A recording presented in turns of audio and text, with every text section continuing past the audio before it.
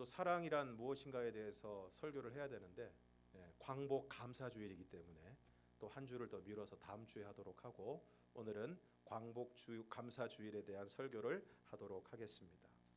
일제 강점기 민족의 깊은 밤을 보내면서 상록수의 작가 시문은 그날이 오면이라는 시에서 이렇게 노래하고 있습니다. 그날이 오면, 그날이 오면은 삼각산이 일어나 더덩실 춤이라도 추고 한강물이 뒤집혀 용솟음 칠 그날이 이 목숨이 끊기기 전에 와주기만 한다면 나는 밤하늘을 나르는 까마귀 같이 종로의 인경을 머리로 들이받아 울리오리다. 두개골은 깨어져 산산조각이 나도 기뻐서 죽사오매 오히려 무슨 한이 나무오리이까. 그날이 와서, 오 그날이 와서 육조 앞 넓은 길을 울며 뛰며 뒹굴어도 그래도 넘치는 기쁨에 가슴이 미어질 듯 하거든 커다란 북을 만들어 들쳐매고는 여러분의 행렬의 앞장을 서오리이다. 우렁찬 그 소리를 한 번이라도 듣기만 하면 그 자리에 거꾸러져도 눈을 감겠소이다. 꿈에서도 민족 해방을 염원했던 시인은 안타깝게도 광복의 그날을 보지 못한 채 1936년 35살의 나이로 세상을 떠났습니다. 물론 일제의 검열 때문에 이 시는 시인의 생전에 발표가 될 수 없었습니다. 일제 강점기에는 모든 작품을 검열했기 때문에 당연히 발표가 될 수 없었을 것입니다. 치열한 저항성을 바탕으로 한 이 시는 시인의 비밀 노트에 담겨 있던 시였기 때문에 조선 총독부의 검열을 의식하지 않고 격정적 표현을 쏟아내고 있습니다. 시인의 외침은 독자들의 저항 의식과 그날에 대한 염원과 환희를 불러 일으킵니다. 영국 옥스퍼드 대학의 교수인 바우라는 이 시를 세계적인 저항시의 모범이라고 소개를 했습니다. 이 바우라 교수는 일본의 한국 통치는 가혹했으나 그 민족의 시는 죽이지 못했다라고 표현을 했습니다. 광복의 그날을 간절히 염원하는 이 시는 해방 후 1949년 시인의 유고 시집에 처음 발표가 되었습니다. 암울한 시대 상황에서 많은 문인이 변절하고 친일한 것을 생각하면 얼마나 그 암흑기의 밤이 깊고 절망적이었는가를 가늠할 수 있습니다. 당시 이 시인이 노래했던 그날은 아득한 미래였고 민족의 가슴 속에 있던 염원이었을 뿐입니다. 어둠이 너무 깊어서 희망의 빛을 도무지 발견할 수가 없었던 시대였습니다. 목숨을 걸고 독립투쟁을 했던 시인 이육사나 청산리 전투에 참가했던 이범석조차도 해방의 그날은 아득한 미래라고 생각했습니다. 당시는 참으로 암담해서 그날은 꿈꿀 수조차 없었던 것입니다. 1930년대 초 캄캄한 어둠 속에서 민족적 염원과 소망을 담은 시인의 노래는 신앙적 염원과도 같았습니다. 확고한 신념으로 민족 해방의 그날을 염원하면서 시인은 민족의 한이 풀릴 그날에 대한 격정적인 환희를 담아낸 것입니다. 이스라엘에도 이러한 암흑기가 있었습니다. 그것은 바로 바벨론이라는 나라의 유다, 남유다가 멸망을 당하고 수많은 사람들이 포로로 끌려갔을 때입니다. 오늘 우리가 읽었던 시편 126편 1절에도 시온의 포로라는 표현이 나오고 있습니다. 하나님께서는 하나님이 택하신 그 백성들을 사랑하셨고 또 그랬기 때문에 그 백성들이 하나님을 잘 섬기고 하나님 앞에 신실한 백성이 되기를 원하셨습니다. 그러나 안타깝게도 그 하나님의 백성들은 끊임없이 우상을 따라 그 우상을 숭배했고 또 도덕적으로 타락하고 입에 담을 수도 없는 죄악을 저지르는 등 안타까운 지경에 처하고 말았습니다.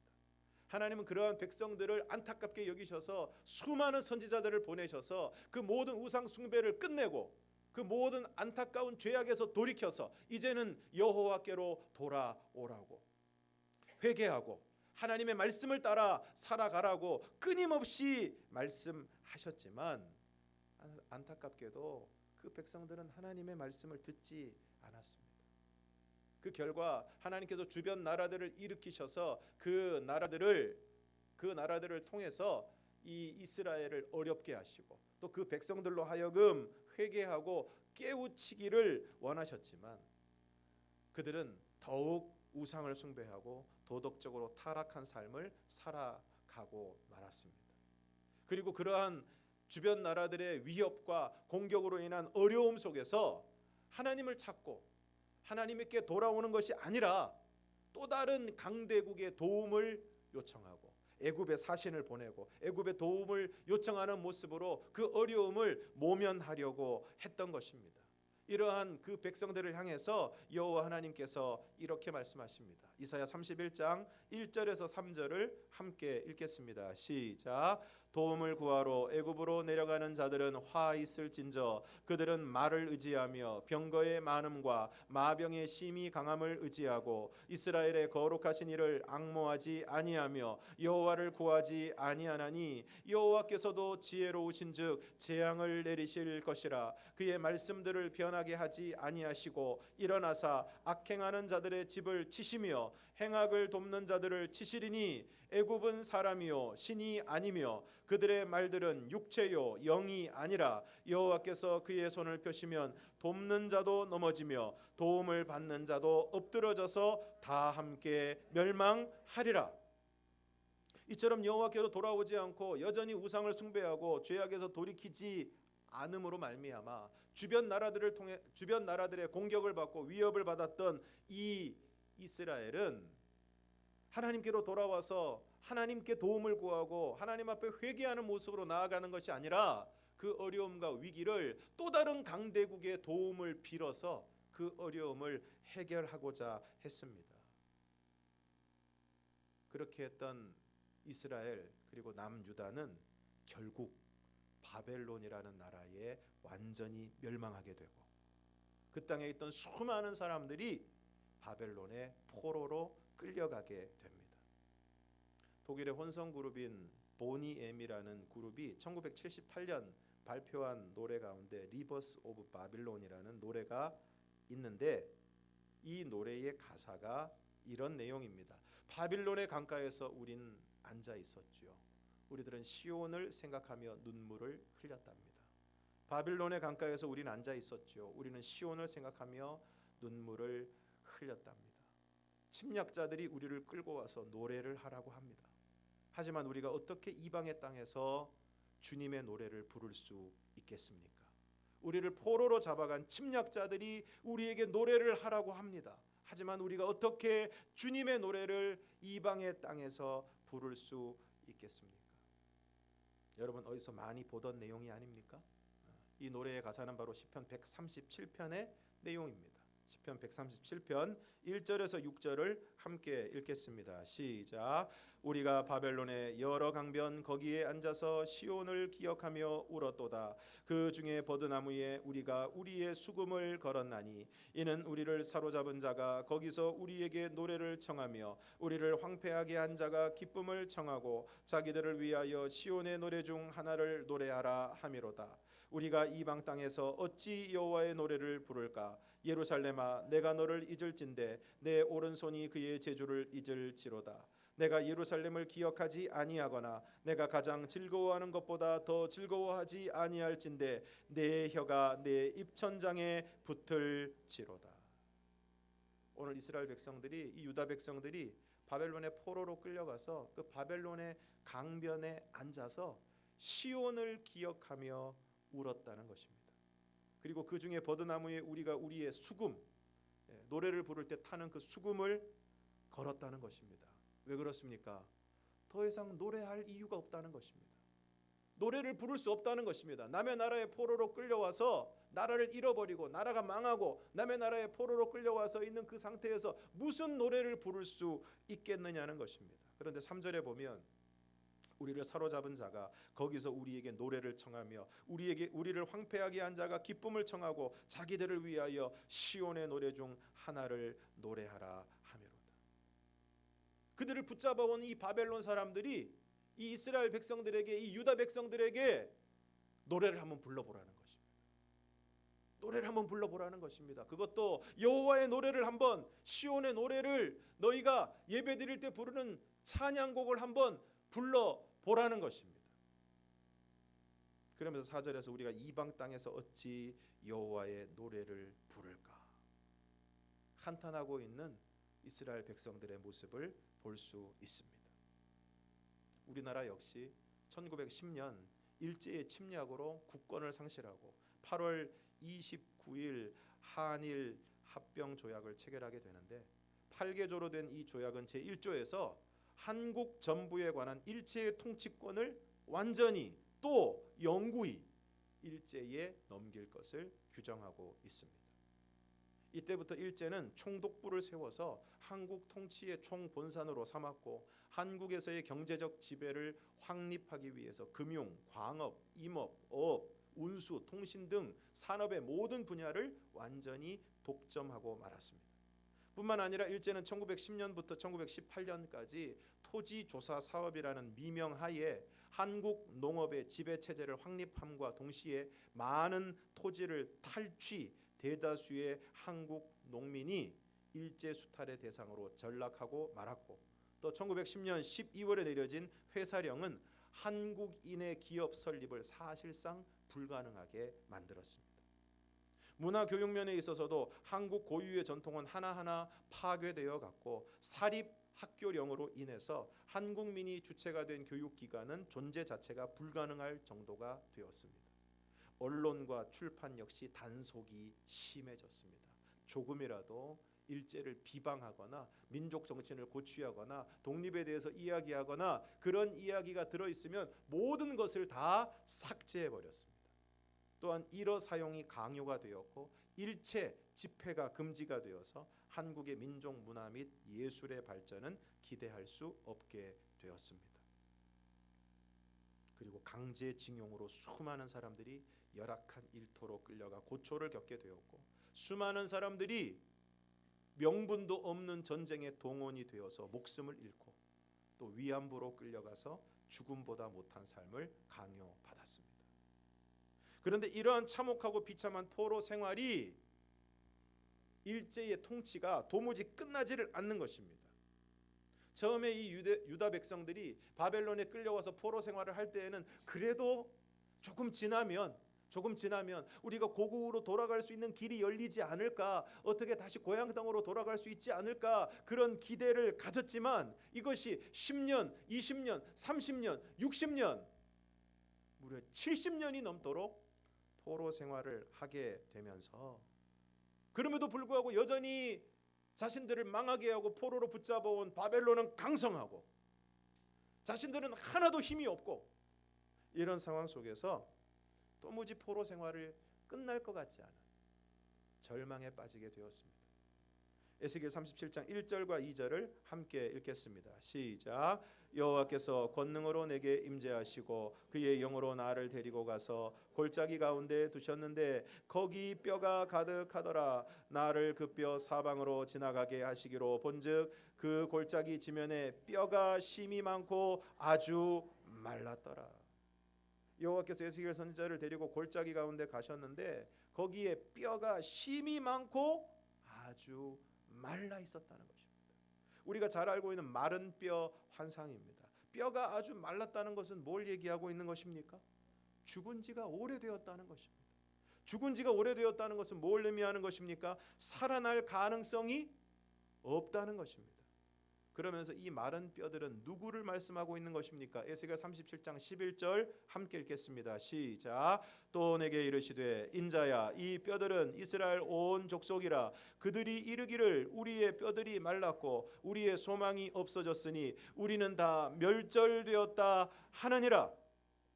하나님께서 친절하게 설명을 해주십니다. 이 뼈들은 바로 이스라엘 온 족속이다. 그들이 뭐라고 얘기합니까? 우리의 뼈들이 말랐고 우리의 소망이 없어졌으니 우리는 다 멸절되었다.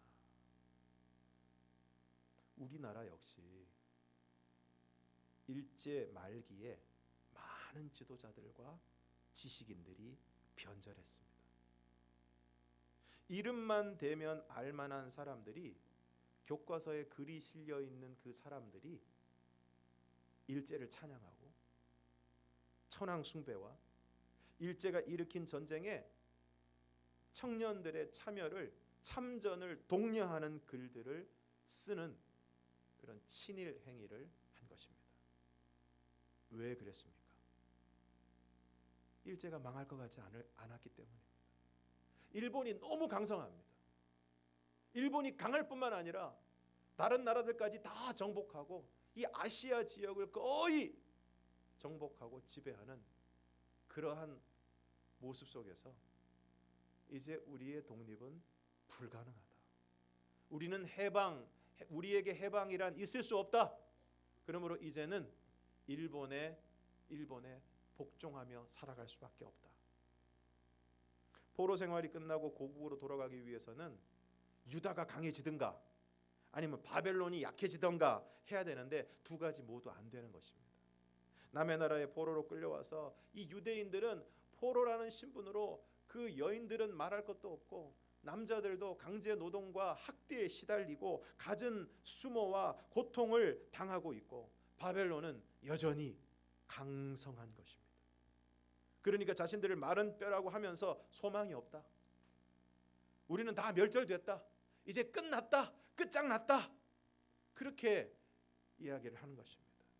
그런데 오늘 시편 126편에서 뭐라고 노래를 하고 있습니까? 오늘 본문 1절에서 3절을 함께 읽겠습니다. 시작. 여호와께서 시온의 포로를 돌려보내실 때에 우리는 꿈꾸는 것 같았도다. 그때에 우리 입에는 웃음이 가득하고 우리 혀에는 찬양이 찼었도다. 그때에 문나라 가운데서 말하기를 여호와께서 그들을 위하여 큰 일을 행하셨다 하였도다. 여호와께서 우리를 위하여 큰 일을 행하셨으니 우리는 기쁘도다. 그렇습니다. 이스라엘 백성들이 자신들을 마른 뼈라고 하면서 소망이 없다, 우리는 다 멸절되었다, 끝났다 그랬는데 놀라운 일이 벌어졌습니다. 여호와께서 시온의 포로를, 소망이 없다고 이야기하는 그들을, 마른 뼈라고 이야기하는 그들을, 끝장났다고 하는 그들을 여호와께서 돌려 보내신 것입니다. 구체적으로 결코 망할 것 같지 않았던 바벨론 제국이 메대와 파사의 연합군에 의해서 하루아침에 멸망했습니다. 그리고 페르시아의 통치자인 고레스가 BC 538년 유다 백성의 포로 귀환을 칙령으로 선포를 하게 됩니다. 그래서 바벨론 제국 시절에 끌려왔던 사람들, 이제 고국으로 돌아가기를 원하는 사람은 돌아가도 좋다라는 칙령을 내리게 됩니다. 여러분, 상식적으로 생각을 했을 때 한 나라가 또 다른 나라를 정복하게 되었는데 그 나라에 붙잡아온 수많은 포로들이 있습니다. 그러면 그 포로들을 계속 부리는 게 좋을까요? 보내주는 게 좋을까요? 정복한 나라의 입장에서 봤을 때도 당연히 그 포로들을 계속해서 붙잡고 그들에게 강제 노역을 시키고 그들을 필요할 때마다 노동력으로 쓰는 것이 훨씬 더 이익이 될 것입니다. 그럼에도 불구하고 고레스는 그러한 백성들, 유다 백성들을 포함해서 모든 백성들을 다 돌아가게 했습니다. 누가 하신 일입니까? 하나님이 하신 일입니다. 하나님이 하신 일입니다. 일본 역시 도무지 망할 것 같지 않았습니다. 앞서 말씀드린 대로 많은 지도자들과 지식인들이 일제 말기에 변절했습니다. 전부 1943년, 43년, 44년 이럴 때 다 변절을 했습니다. 왜 그랬겠습니까? 그 사람들 어떤 사람들입니까? 똑똑한 사람들이에요. 똑똑한 사람들입니다. 나름대로 지식이 있고 역사를 알고 세상을 바라볼 줄 안다고 하는 사람들입니다. 그러나 그 사람들이 볼 때 일본이 망할 것 같지 않습니다. 그러니까 이제는 일본을 따라가야 되고 일본에 협력해야 되고 친일을 하는 것이 사는 길이다, 그렇게 생각했기 때문에 변절을 하고 친일 행위를 한 것입니다. 그런데 절대 질 것 같지 않은 일본 군대가 필리핀을 비롯해서 여러 전선에서 패배하게 됩니다. 여러 전선에서 패배하게 됩니다. 그리고 점점 불리해지던 전세는 결국은 히로시마와 나가사키에 원자 폭탄이 투하되면서 일본은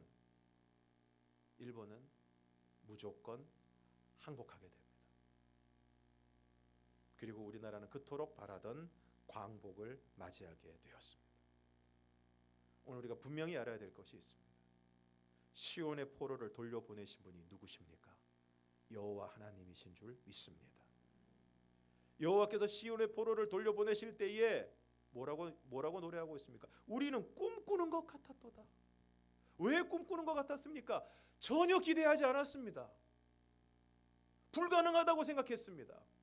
이제는 끝장났다고 생각했습니다. 그러나 여러분, 우리 하나님께서는 절망의 자리에서 희망의 역사를 이루시는 분인 줄 믿습니다. 오늘 여러분에게 절망이 있습니까? 오늘 여러분에게 막막함이 있습니까? 나는 안 된다고 생각하십니까? 우리 집은 안 된다고 생각하십니까? 나는 안 된다고 생각하십니까? 우리 하나님은 그러한 절망의 자리에서 놀라운 희망의 역사를 이루시는 분이신 줄로 믿습니다. 여호와께서 돌려보내십니다. 고레스가 돌려보낸 것이 아닙니다. 메대와 파사가 돌려보내는 것이 아닙니다. 모든 역사를 주관하시고 모든 나라와 지도자를 주관하시는 여호와 하나님께서 메대와 파사를 들어서 바벨론을 멸망시키시고 또 마침내 고레스를 통해 칙령을 내려서 유대 포로들을 고국으로 돌려보내는 것입니다. 오늘 시인은 그것을 분명하게 노래하고 있습니다. 2절 하반절에서 그때의 문나라 가운데에서 말하기를 여호와께서 그들을 위하여 큰 일을 행하셨도다 하였도다. 그리고 3절에서 여호와께서 우리를 위하여 큰 일을 행하셨으니 우리는 기쁘도다 노래하고 있습니다.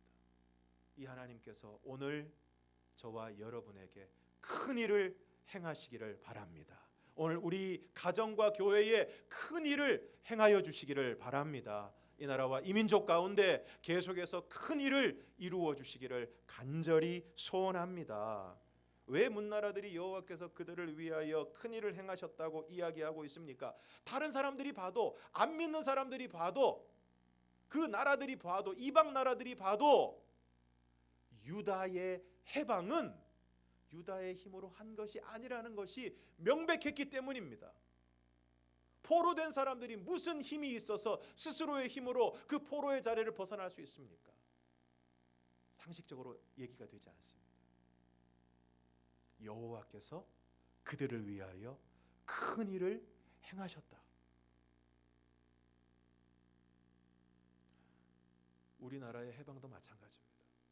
물론 끝까지 나라의 독립과 해방을 위해 싸우신 분들이 있지만 대한민국의 광복, 대한민국의 해방, 그것도 우리 하나님이 이루신 일인 줄로 믿습니다. 그러므로 기억해야 될 것이 있습니다. 누가 하셔야 됩니까? 하나님이 하셔야 합니다. 하나님이 하셔야 합니다. 올해로 우리는 조국 광복 74년 3.1운동 100주년을 맞고 있습니다. 그런데 여전히 대한민국 그리고 한반도의 상황은 녹록지 않습니다. 오늘 우리는 일본 아베 정권이 국제법과 질서를 무시하고 경제 보복 조치를 내려서 어수선한 상황에서 광복절을 맞이하고 있습니다. 지난달에는 러시아와 중국이 영공을 침공했고 북한은 연일 미사일을 발사하고 있습니다. 한반도를 둘러싼 나라들의 이전 투구를 보면 구한 말이나 지금이나 다르지 않은 것 같습니다. 어떻게 해서든 조금이라도 자기 나라의 이익이 되는 방향으로 서로 다른 생각을 가지고 격돌하고 있습니다.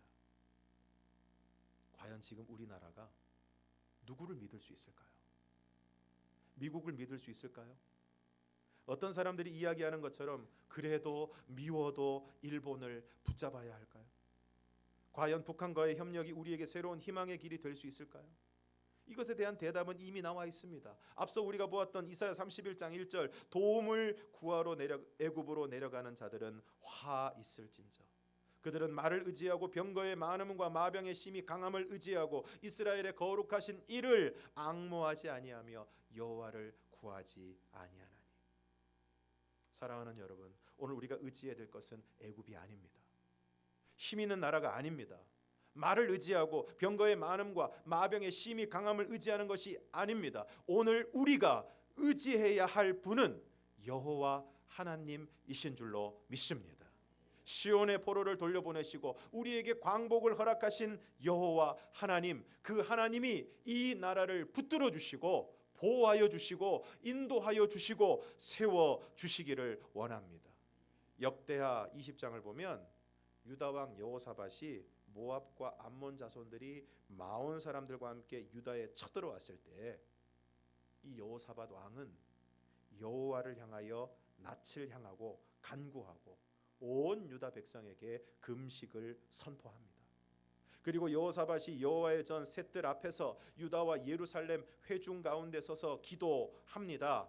역대하 20장 8절과 9절을 함께 읽겠습니다. 시작. 그들이 이 땅에 살면서 주의 이름을 위하여 한 성소를 주를 위해 건축하고 이르기를 만일 재앙이나 난리나 견책이나 전염병이나 기근이 우리에게 임하면 주의 이름이 이 성전에 있으니 우리가 이 성전 앞과 주 앞에 서서 이 환난 가운데에서 주께 부르짖은즉 들으시고 구원하시리라 하였나이다.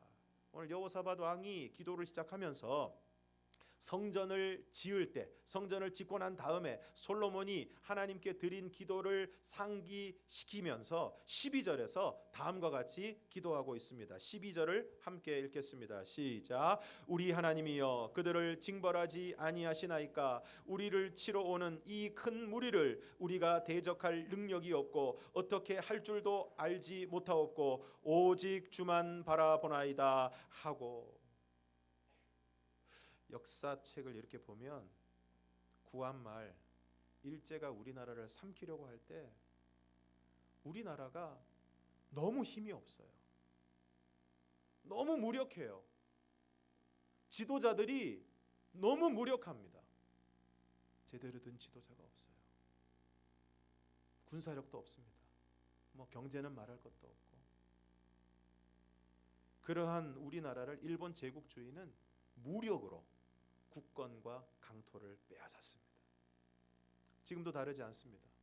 지금도 이 나라는 전 세계 유일의 분단 국가로 같은 민족끼리 여전히 총뿌리를 겨누고 있고 그 가운데서 한반도를 둘러싼 여러 나라의 이해 관계 속에서 도대체 우리가 어떻게 외교를 해야 될지, 어떤 전략을 내세워야 될지, 어떻게 하는 것이 정말 이 한반도에 평화가 임하고 남북이 통일을 이루고 앞으로 동북아시아의 평화와 질서를 유지하는 길인지 명확한 답이 나오지 않는 참 복잡하고 어려운 문제를 지금도 우리는 떠안고 있습니다.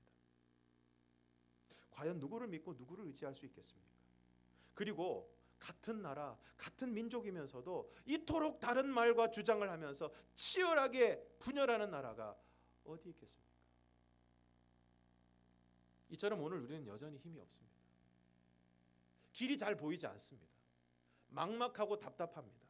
답이 없습니다. 여호사밧의 고백이 곧 우리의 고백입니다. 우리를 치러 오는 이 큰 무리를 우리가 대적할 능력이 없고 어떻게 할 줄도 알지 못하옵고.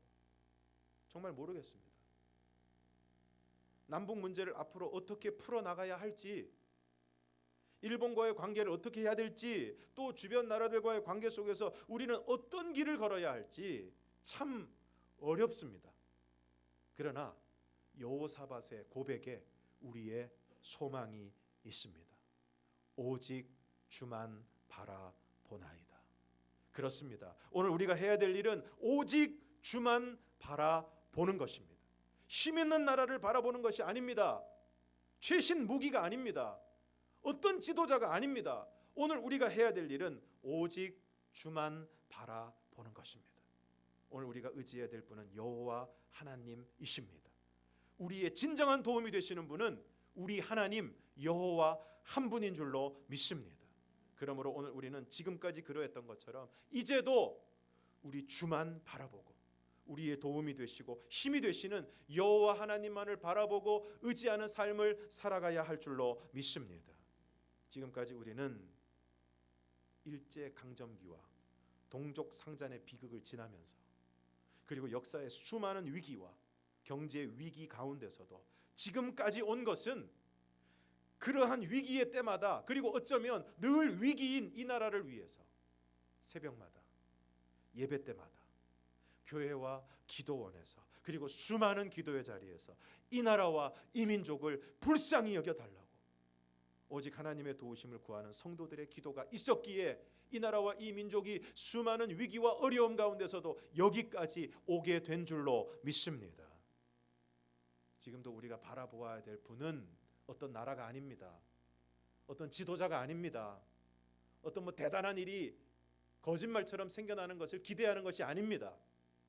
지금도 우리가 여전히 바라보아야 될 분은 온 우주 만물을 주관하시고 이 역사의 주관자이시고 온 나라와 지도자를 친히 다스리시고 주관하시는 여호와 하나님이신 줄 믿습니다. 이 나라와 이 민족을 살리시고 구원하실 분은 여호와 하나님이신 줄로 믿습니다. 하루도 바람잘 날이 없는 이 나라에 진정한 평화를 주시는 분도 하나님 여호와 하나님이신 줄로 믿습니다. 오늘 우리는 그 여호와 하나님을 바라보고 그 하나님께 나라와 민족을 위해서 끊임없이 기도해야 할 줄로 믿습니다. 지금의 모든 어려움과 위협으로부터 이 나라를 건져주시기를 위해서 기도해야 할 줄로 믿습니다. 남북관계, 북미관계, 한반도의 평화를 위해서 기도해야 할 것입니다. 현재 어려움 가운데 있는 일본과의 관계를 비롯하여 한반도를 둘러싸고 있는 주변 나라들을 주장하고 주님께서 친히 다스려 주시고 인도하여 주시기를 위해서 기도해야 할 것입니다. 유다의 포로 귀환은 정말 꿈처럼 이루어졌습니다. 이 나라의 광복도 그랬습니다. 오늘 우리가 눈물을 흘리며 씨를 뿌리는 심정으로 나라와 민족을 위해서 기도하게 될 때 분명히 믿기는 꿈처럼 선물처럼 이 나라와 이 민족 가운데 하나님이 우리에게 베풀어 주시는 놀라운 평화, 하나님이 우리에게 베풀어 주시는 놀라운 번영과 은혜가 이 나라와 이 민족 가운데 주어지게 될 줄로 믿습니다. 이 하나님을 바라보며 나라와 민족을 위해서 끊임없이 기도하는 저와 여러분이 되기를 주님의 이름으로 축원합니다. 기도하겠습니다.